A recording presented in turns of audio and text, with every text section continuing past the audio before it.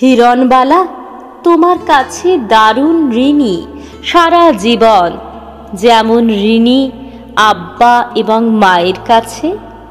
ফুলের কাছে মৌমাছিরা, বায়ুর কাছে, নদীর বুকে জলের খেলা যেমন ঋণী। খোদার কসম হিরণবালা, তোমার কাছে আমিও ঠিক তেমন ঋণী। তোমার বুকে বুক রেখেছি বলেই আমি পবিত্র আজ। তোমার জলে স্নান করেছি বলেই আমি বিশুদ্ধ আজ। যৌবনে ওই তৃষ্ণাকাতর লকলকে জীব, এক নিশীথে কুসুম গরম তোমার মুখে কিছু সময় ছিল বলেই সভ্য হলো মহান্ধ মন এবং জীবন মুক্তি পেল।